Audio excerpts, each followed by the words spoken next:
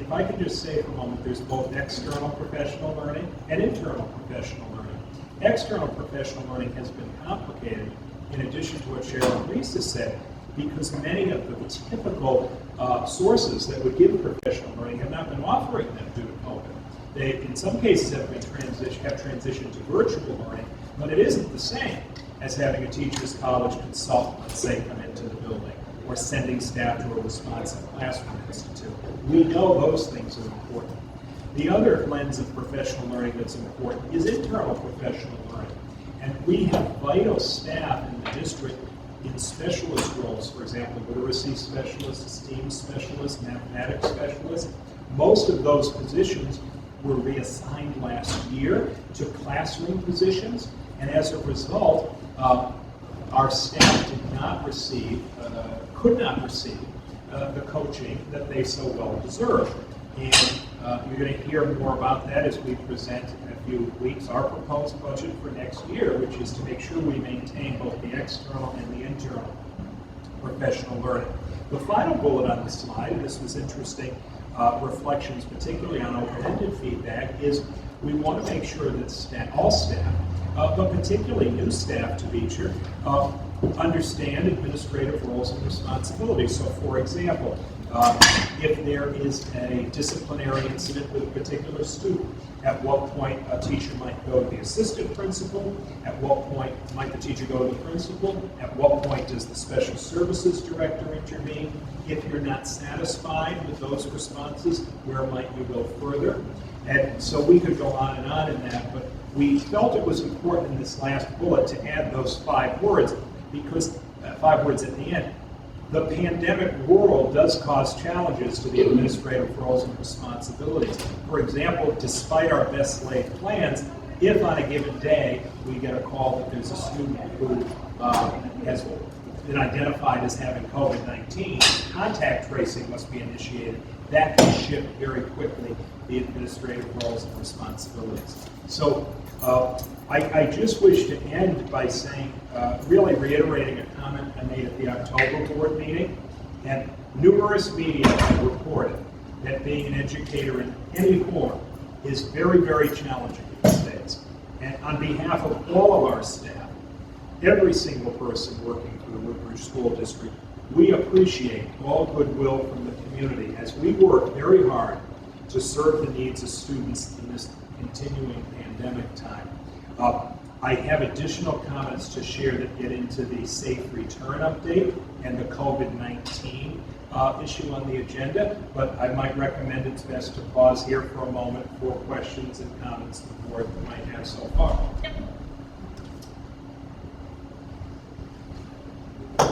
Thank you very much, Jonathan, Lisa, Cheryl. Thank you for your work on this. And to the 71% of the staff who responded, it's always good to get feedback and to hear your voices. So thank you for that. I'm going to start with you, Sarah Beth. Do you have any questions or comments this evening about the Panorama staff survey results? The only question I have is, if for in the past it's been 13% unfavorable, what have the things been post-survey that you've done, or has there not really been much post-survey? Sorry. I couldn't be able to. You might So- have to unmute too, Sarah. I think Oh, you're, that. hold on, there you go.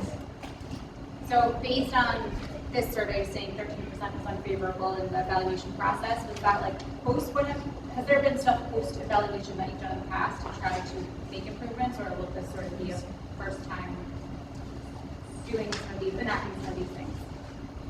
I think on that I turn it over to Lisa because she was here after that survey was done, and Cheryl.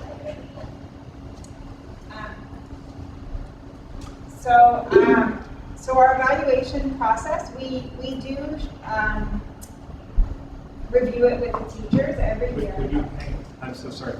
Dr. Ross is just asking that I repeat the question. Go ahead.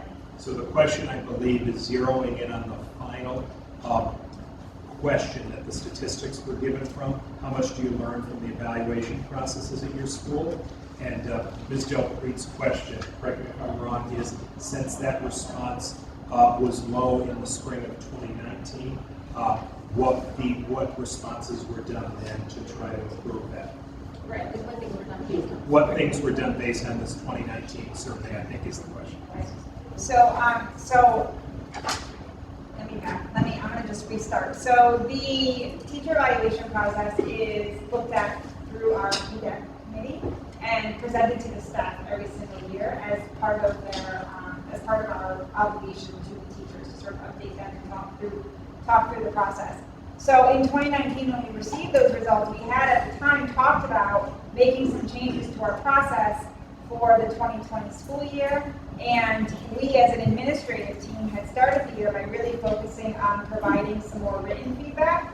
And then before all of the work was done and finalized for the evaluation process, COVID hit, everything shut down, and the evaluation process was then not as formalized during last year's school year. So even though there was an evaluation process, it was a little bit more informal per the state guidelines. The state sort of offered all the educators the opportunity to engage in the process, but in a less formal way. So the work on improving the evaluation process or changing it, making it better, had stopped last year. And this year we're diving back into it again, and we're talking through what to do differently. And the PDEC committee started having that conversation a little bit, but we decided that we really needed a group to peel off and make a subcommittee and dive into that work a little bit deeper. But mostly, I'll say that I think that it goes back to the feedback that what the teachers I think are really looking for are feedback, more feedback, which they don't always receive through the evaluation process as it stands. So they receive feedback in formal observations always, but if it's an informal observation, they receive feedback, but it's not as much, and it's done through the feedback system and not always done in person. So I think some of what we've been hearing from teachers is that they would prefer some oral feedback in person rather than just through the platform that we use. That's one change that we're thinking about making. Okay, thank you. Thank you, Sarah Beth. Dr. Scrambler, do you have any questions or comments this evening?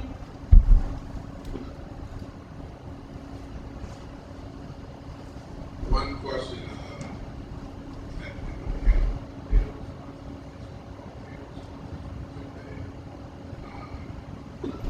What have you been able to know in general, are you finding that what was reported there was consistent or different from safety one? Lisa, can I do that? Sorry, we struggle with feedback in the room here from time to time. I believe, Mike, your question was on the qualitative feedback and what's been learned from that in particular. I think that of the 5 bullets we see as responsive steps, the first 4, actually let me clarify that. Bullets 1, 2, and 4 were pretty clear based on the quantitative data because there are questions that go directly toward communication, professional learning, and feedback. Bullets 3 and 5 came primarily through the qualitative data. Our teaching assistants, who are the bulk of our non-certified staff, by necessity are being reassigned almost on a daily basis because of the shortage of building subs and lunchroom aides. So many of the non-certified staff spoke about that, in the qualitative feedback, the variability of their assignment from day to day.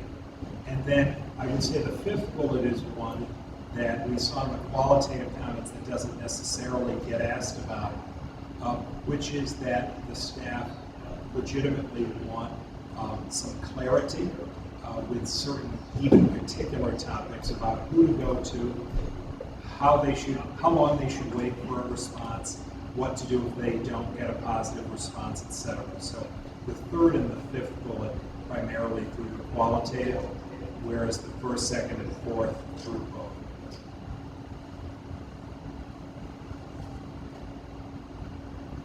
Anything else, Mike? That's it. Thank you. Maria?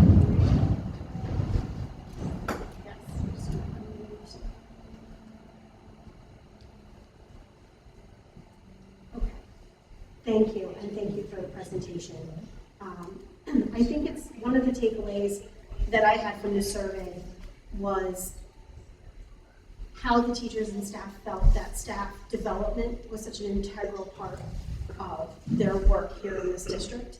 And yes, as you mentioned, COVID had an impact on that. And yes, COVID limited our options, but I also think it's fair to mention that the last several budgets have left out, have cut staff development from the budget. And this next year's budget is also going to be, it's going to need quite some consideration, but I think that this survey points out the importance of staff development to the working of our district and the education of our staff and the effect that that has on our students. So I don't think that we can ignore that. I think we have to understand that as we go through the budget process. And the second thing that stood out for me from the presentation is the climate of the staff and the morale of the staff. I feel that, especially in the Woodbridge, in our community, our educators are one of our most valued resources. And as a board, we need to figure out the best ways to support all of our educators and administrators. And in the past, the board has had that qualitative data and the anonymous but raw data from the Panorama Survey. And I think it's worth exploring whether that information will help us develop a plan to support our educators in a more concise and more streamlined way.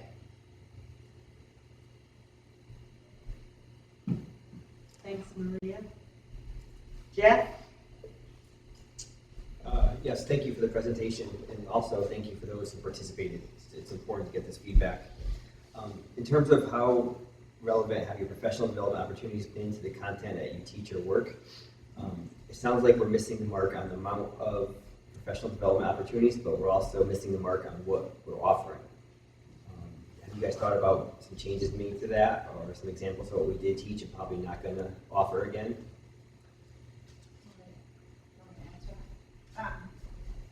Yeah, so I would say, speaking to last year, a lot of the people that helped with our professional development planning were our literacy math and STEAM teachers, and not having them available last year had a tremendous impact on what we were able to do, because they are the ones that definitely help a lot with the planning, as well as the teachers.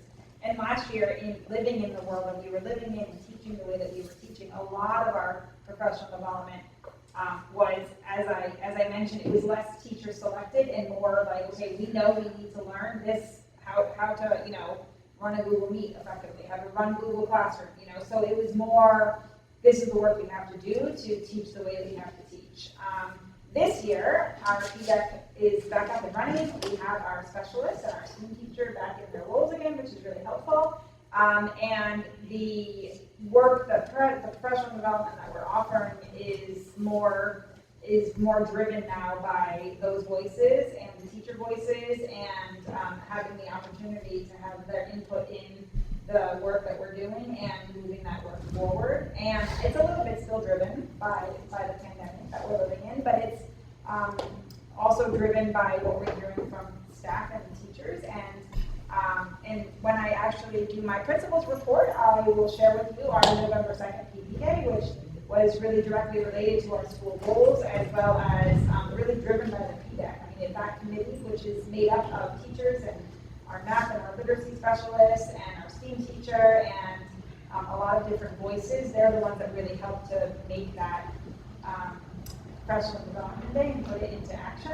So I'm thinking that as we move forward into this upcoming year and we continue to meet and plan and implement this work that is suggested by the committee, hopefully that response will be more positive, because it will really be the teachers' voices and less driven by the teaching that we have to do, and more driven by this is what the teachers are saying we need to improve our own teaching and learning practice. I guess one of the trends or buzzwords in education is the social emotional learning. again, it sounds good, it has good intent. I don't know if there's professional development offered on that. That might take away from what teachers are actually wanting to develop on. Was there any social emotional learning taught this year? So we, okay, sorry. I just keep going. So we did start the year with Scarlett Lewis from the Choose Well organization, which we talked about. And we did actually, well, that's how we started the year with some of that work. We have sort of ongoing work around responsive classroom in the format of our faculty meetings. All of our faculty meetings are run in a responsive classroom style, with the community coming together and engaging in some of our responsive classroom routines. And also, I want to mention that our beginning teachers are having a tremendous amount of support by Michelle Shepard, who is really leading the charge on supporting them. And she is engaging in other teachers to help support those beginning teachers. And one of those was Mr. Joe Palma, who is a responsive classroom national trainer. So he actually worked with some of the beginning teachers around that responsive classroom work, which is our social emotional learning, I should mention. So that's how we started. It's only November. I'm sure we'll be doing more. And we continue to sort of, I mean, I would say anecdotally, just administratively, I'm looking at Cheryl, because I would say anecdotally, administratively, I think that one of the things that we try really hard to do also is to check in with the staff, just informally, just how are you doing, what's going on, how can we help you, what do you need? They text us and call us and come visit us, and so it's sort of our way of checking in on the teachers too, to see how are you doing, because we know it's a heavy load they're carrying, and they're working really, really hard, and we want to support the teachers so they can support the students. Absolutely. That kind of leads to my next question. You mentioned like checking in. Do you check in right after the development day, or just a quick temperature check in the room? Hey, what you guys think? Was that good? Was that? Because I hate to see one bad development day really skew the survey. So there is a constant check-in. Yep, I'm glad you're asking that actually, because we did a Google form with questions for staff to respond to after the last professional development day, and the PDEC is meeting this week to actually review all of those responses and discuss them and make some plans moving forward for our work. So yes, we do send out, we didn't as much last year, a bit, but this year we're back to it, where we send out a survey after especially after, we don't do it after every single faculty meeting necessarily, but after all of our big professional development days or our half days, we send out a survey to ask staff to respond to the work that they did and offer suggestions for work moving forward. So we always ask, what is one thing you learned, what is one thing you're taking away, what is one thing that you still need, how else can we support you? So we always ask those questions, and we send it out to all the staff, and then the PDEC committee reviews it, which we are doing this week. Thank you.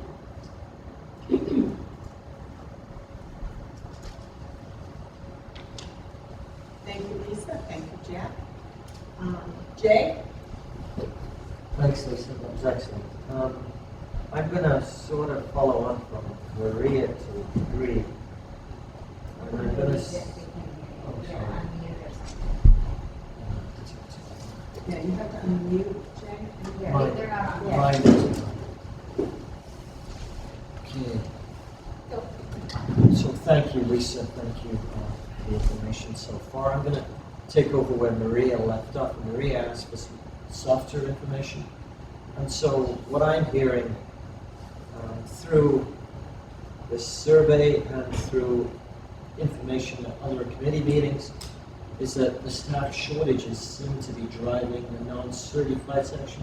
So is there any way to take that out and then work out what the favorability and the unfavorability rating is? Because I think that's a key driver. The second part of it is the TA support in general ed. That's another thing that I seem to hear a lot. So in the survey, I don't know if you could talk to this, to what degree was that a component of this low favorability rating that I think Sarah Beth also alluded to? Was that a significant component? And can we do something beyond the hard constraint? The hard constraint is we don't have the staff. But can we do something beyond that? What would you propose there, or what would PDEC propose in that? This is what I'm laughing because I mean, if we can like if we can somehow find the money and the people for like, 10 more TAs, that would be amazing. Like, I'll be all set then, but all joking aside, I don't know that we can separate that information out. It is where we are right now. We have the staff we have, and we have the students and the student needs we have. But I would say we're doing the best we can, and I think there's staff shortages everywhere, not just at Beecher. I don't think it's unique to us. I mean, I know anybody who talks to anybody in any other districts, and as Jonathan said, we actually are not as bad as we could be. It could be worse. So we're trying really hard to we're trying very hard to be consistent. So if we have to pull a TA, we try to say, okay, we're going to pull you for the full day, so we're not pulling you for pieces. Or if we pull you one day, we try not to pull you the next day. But it is a challenge. We don't have as many interns. We don't have as many teaching assistants. We don't have as many lunch aides. We have been trying to support in that area as well. Mr. Sapia has been doing lunch duty as well as Cheryl and myself. We've all been trying to pitch in and help. And I wish I had a better answer for you, other than, I would love 10 more TAs. So my question is really simple. Is there anything that we can do to help you in that second part? Not the first part with the constraint. I think we're advertising, we're doing everything we can to try and fill those slots, but as you said, everybody's in the same position. Is there anything else we can do to alleviate some of the movement? Is there some policies that you might want changing? Or is there something you might recommend to us? I would say there's a piece of having some high-need students moving in, and so that had an impact, and that's something that we couldn't foresee. They just moved into the district. So that had an impact. Yeah, I think I'd have to reflect on your question a little, Jay. I appreciate that you're asking it. I don't know that I have an easy answer for you right now, but I appreciate that you're saying what can we do to help. I do appreciate that. So I guess we have to reflect on that a little bit and think about it a little bit more. If we would let us do that a little, and we can get back to you, because I guess I don't have an easy answer other than my offhanded joke about technology things. And my second question was about surveying staff on professional learning and growth. I'm pretty certain you've probably done this, but have you done this? Probably is the first question. To see if we can get an individualized survey for staff to see what they individually need, and if we could take a look at that data to see how that looks, and then maybe aggregate from that on professional development. Have we done something like that? What they want, I'm sorry. Yeah, so I'm really looking at surveying the staff on what their professional learning needs are. Yeah. Go ahead, Don. I was one aspect that potentially could be interesting to the board is we've just obviously passed November 1st. And so all of the professional staff, the certified staff, as well as the administrators have identified their professional learning goals for the year. And so that's part of the teacher evaluation process we talked about. But clearly, in many cases, your professional learning goal would be one that you want resources and professional learning to support. And those meetings with the certified staff really just finished last week.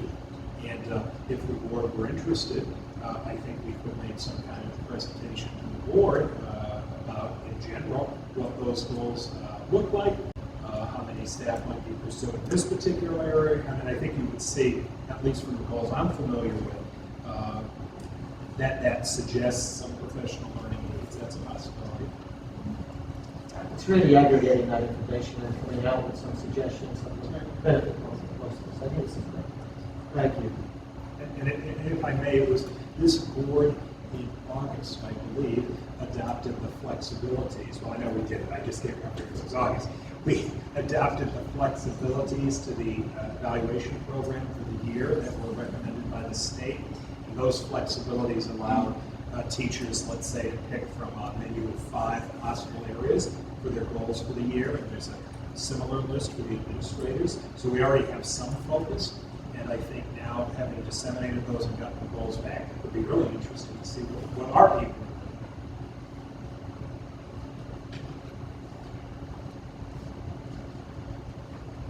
Thank you, Jay. Aaron?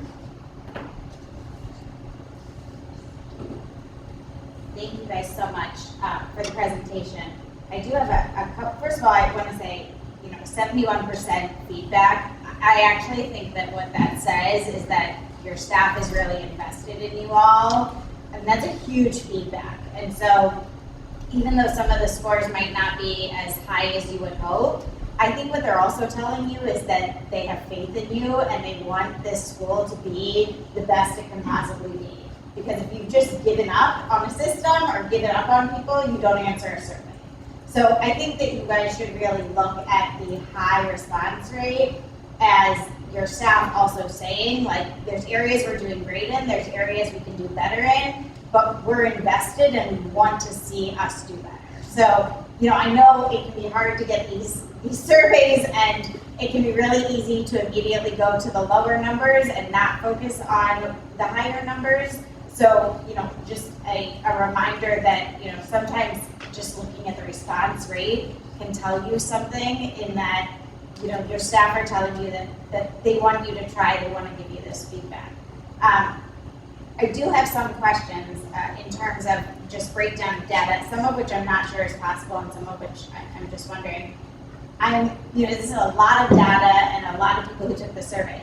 Is it possible, or have you tried to break down or see if there's trends in various grade levels or among various cohorts? And I'm making this up because I know nothing, but something went dead, went wrong.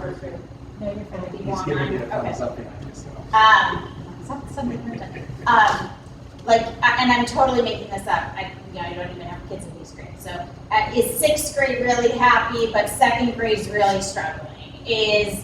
And things like that, where we could even depict the data apart a little bit more to figure out what is, because basically in my mind, having done research, data is a story, right? Your quantitative data is telling you some various information, depending on how you break it down. Your qualitative data is telling you why is that the case.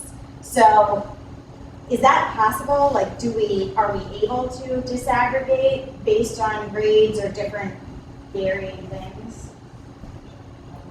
The way the Panorama Survey is set up, and that's true for all 3 years of this, there's very limited identifying information. First of all, Panorama sends everything to independently through a unique link to every person on the staff.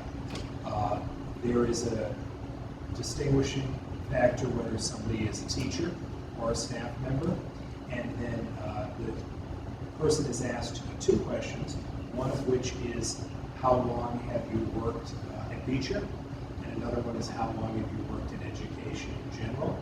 There's some ranges for those, and somebody can also choose not to answer either of those questions. But that data isn't disaggregated with any of the other data. It's just kind of its own data set. So I would, given where I think you're driving here, which I think would be really interesting for us, this particular survey, I'm not positive, well, I know that it couldn't do that. I think the board could want to engage in a really important discussion this spring for staff as well as for parents and students about whether the Panorama Survey as it's been done, or if there are other options, and or another survey is the best survey mechanism. But this particular data set isn't disaggregated from that. Okay. So.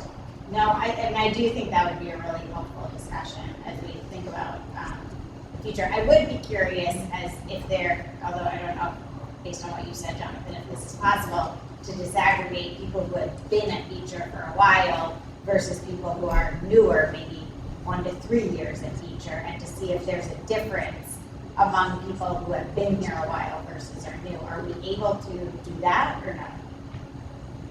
I'm 95% sure we can, but the 5% possibility makes me say that I think we should check. Okay, all right. Can't, yes, no, I think that'd be helpful. I think, and I do go back to, I think that 71% is a huge response rate because a lot of people investing their time. I just full disclosure, I'm a qualitative person. I'm a researcher. My background is doing qualitative research. So it is some of what I'm missing in this is the story as to why I think that this is really good information, but it's like, I feel like that, and again, not evaluative, not a negative, I don't think anybody's doing anything wrong. But you could look at the surveys from even my work, right? And I mean, all of us who are in leadership positions, COVID has been hard for us, right? And to be honest, there's a lot of times we're making choices that other people don't have all the information and they aren't privy to. And it's not okay for us to share it. And so that's a burden of leadership, right? Where sometimes you have to make really hard decisions and the people that it impacts don't know all the information you have, and it's not okay for you to share it. So totally caveat all of this with that, but I also think that it'd be helpful to have a little bit more of the story as to, I'm assuming that the teachers spent a lot of time on the qualitative report, and so just getting a sense of what is their story they're trying to share. Again, a lot of it is actually going to be for you guys, right? They're sharing with you as administrators, but to the extent, to Jay's point, that it's helpful for us as a board to know some of that to shape our decision making. And also, to be honest, part of our role is to go and advocate for the school within the town, right? So part of our role, for example, is to say, this year we're not cutting professional development, and here's why. For the last 3 years, we cut professional development, and then we did this survey. And what the survey tells us is that when we cut professional development, it negatively impacts our teachers. So this year as a board, we refuse to cut professional development, and we're gonna go to the town and we're gonna advocate on your behalf. So be shared. Can these be shared with the parents? That's a good question.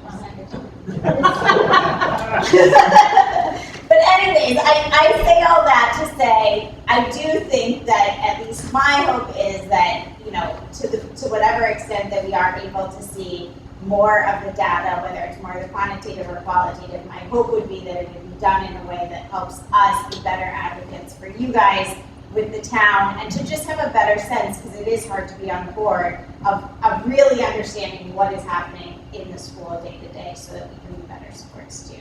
My one last question, and then I'm going to turn it over to Brooke, my colleague who has lots of questions,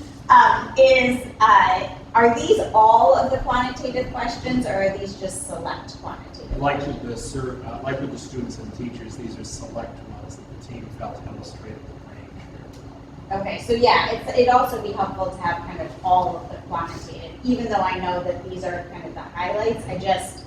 Since we did the survey, it's helpful to get the data. So just one other thing in terms of that. I don't know that I'm allowed to pass to you, so I will turn it back over to Lynn, and she can determine whether or not. Since this month I was going backward in alphabetical order, David was really next. Fine. He might defer to you, Brooke. You can go next. Go ahead, Brooke. David says he'll wait. Okay, thank you, David. Thank you. I'm not a researcher, so that's why I had to jump in there. So thank you very much for this. And I too look at that 71% as very favorable. And we do want to support our teachers. What I do look at as I'm thinking this is all COVID numbers, which is why these are negative numbers, I would say. We have little staff. We need more staff, so that's definitely hard on all the staff that are currently here, so I definitely understand that. So budgets we can't change right now. I don't know, can we volunteer? Can we have people come in to volunteer? Is that something that can be done, or does it have to be a paid professional for the lunchroom, stuff like that? Can they be just straight up volunteers? The current vacancies we have couldn't be filled with volunteers because they're the only adults supervising the students. We may get to a point where there's enough students in the cafeteria, let's say, that one volunteer with one staff member would help, but we're not quite at that point yet. But I guess what I do see some of the needs are is the teacher development, professional development, good, thank you. Evaluation, so I would like to see more just geared towards straight education to maybe help the teachers as well, because I feel so much of it is everything's COVID related, where we're just talking about the quarantine numbers, who quarantines for how many days. I feel like there's so many trainings. You brought up the Google training we had to do last year for everybody because that was a new technology. So just getting back to the core education again, I feel like might relieve some of the pressure on the teachers too, because it's, I don't know, I feel like every day the state changes what they're doing, so then you guys have to jump to that, and I can't imagine. But at the end of the day, we're here just to teach core curriculum. So I don't really have much to add other than it's frustrating, I see, but I know it's good school. We've got to get the numbers up. Thank you. That's my statement. Thank you, Brooke. Okay, David, thanks for being patient.